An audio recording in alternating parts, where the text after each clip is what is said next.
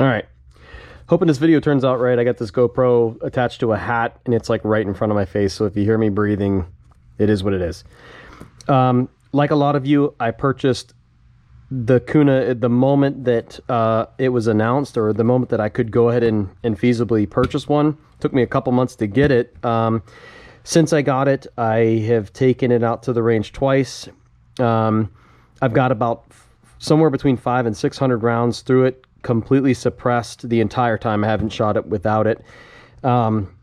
And I haven't experienced any mag issues the way that some people have, but I wanted to share something with you because I was tearing apart the mags and getting them all cleaned up, and I wanted to show you guys some things.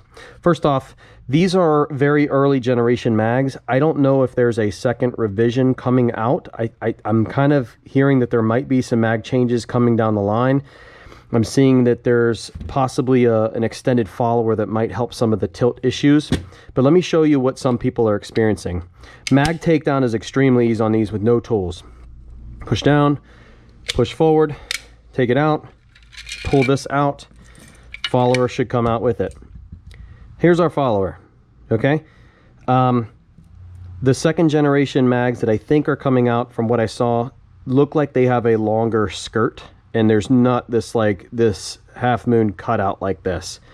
So this would pertain to the mags that you see right now, this follower style.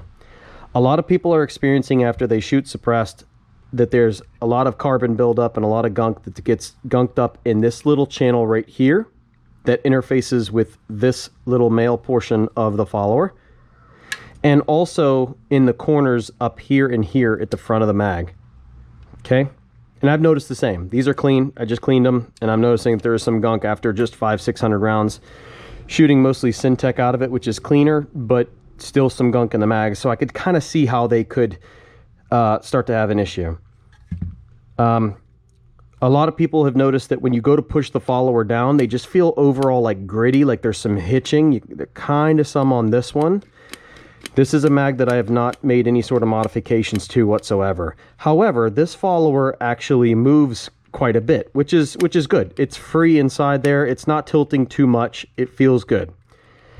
This mag right here, the follower was so stuck that, let me get the spring in here so it holds up.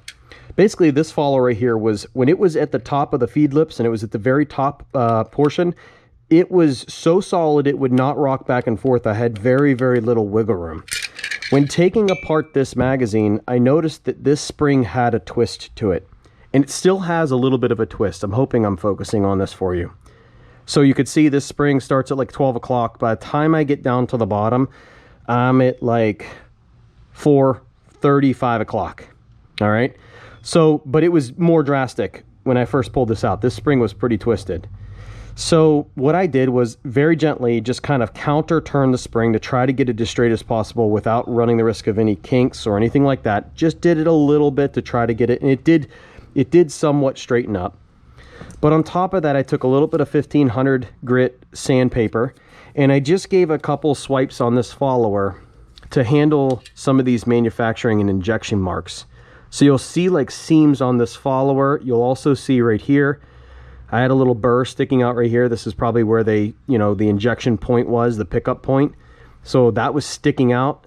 And then on this side too, you could see that there's a seam running across this, and you could run your hand across it and feel a vertical ledge.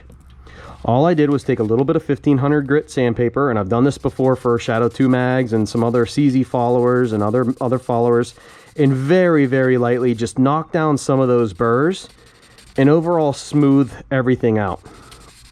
And I'll tell you what, I don't know if it's between this or maybe changing, the spring a little bit, but when I go to put this back in, on the back side, on the top side of the spring, you'll see this like little kink right here to probably allow for the bend in the magazine. This goes towards the back of the follower. Follower goes back into the magazine.